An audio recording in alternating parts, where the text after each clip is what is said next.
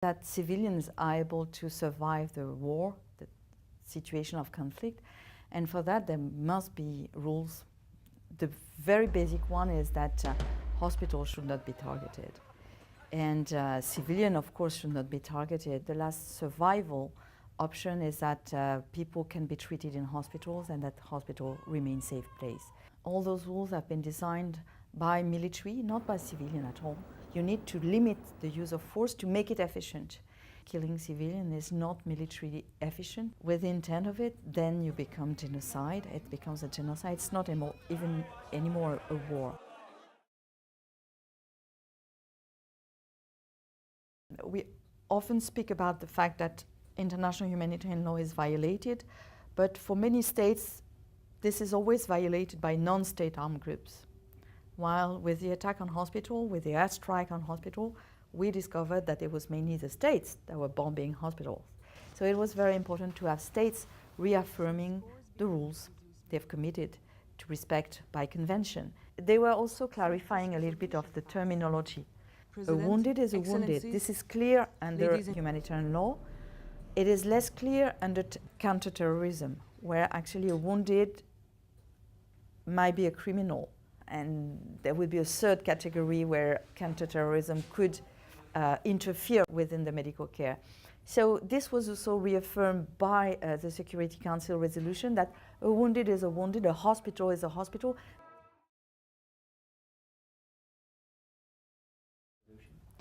It's an important one, a very important one, because this resolution was promoted by a number of countries. There were not a lot at the beginning. Japan was among them, that it was useful to promote this and to create this consensus, to reaffirm the consensus on that.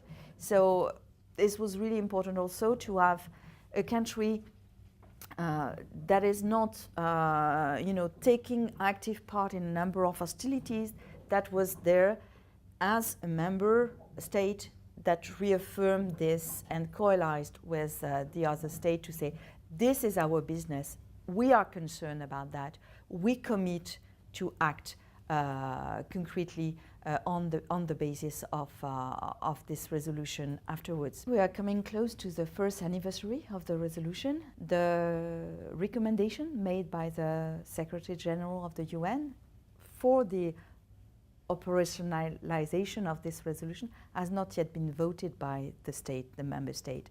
And it's very important for the Japanese population also to know that there is this huge responsibility. This resolution has been voted. It should not be forgotten.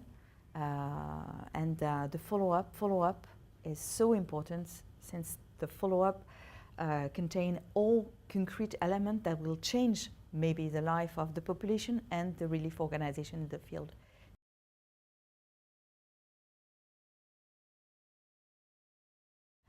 I think we're still lacking two main mechanisms. There's still been no international investigation on attack on hospitals. Some might be intentional, they would be the worst, but there's not a lot to do about that. And the others are claimed to be mistake.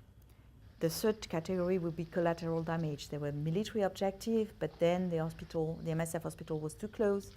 So for those two elements, investigation are needed to know what was wrong in the attack, because since the attack was the destruction of the hospital was not intentional, it is important to know what was wrong. It's a proof of good faith, but it is also the only way out for improving, for it not to happen again. There is a strong need of public opinion support for that, because states are afraid, of course. And states has to find out what type of mechanism offer enough guarantee for it to be trusted.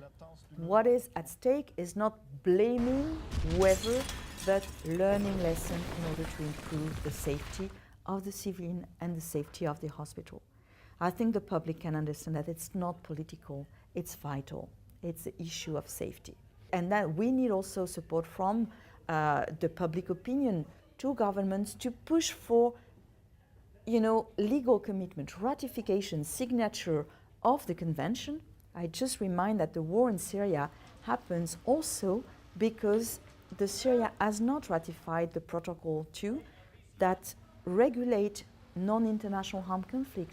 So it's not a failure of IHL, it's not a failure of humanitarian law, it's a failure of political commitment.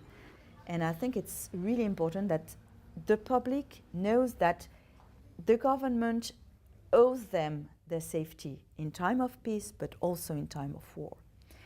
Military procedures, military codes must be reviewed in the light of the protection of the civilian. And this is what is needed, what is required in order to adapt, adjust, improve the, let's say, the military necessity and the humanitarian necessity in, for instance, the running of hospitals. From all Msf experience, after each attack, we have started new negotiation with the party to the conflict to improve the situation. Everything can be improved. Everything can be improved with good faith and in good faith. And this dialogue requires strong support from the population, both to the humanitarian organization and of course to the government and the security bodies, but it is the population that links humanitarian action and the military, because military exists to protect the population, the humanitarian actors exist to assist the population, and this dialogue goes through the public, and we should not antagonize each other on any way, because there will be no progress for the safety in situation of conflict otherwise.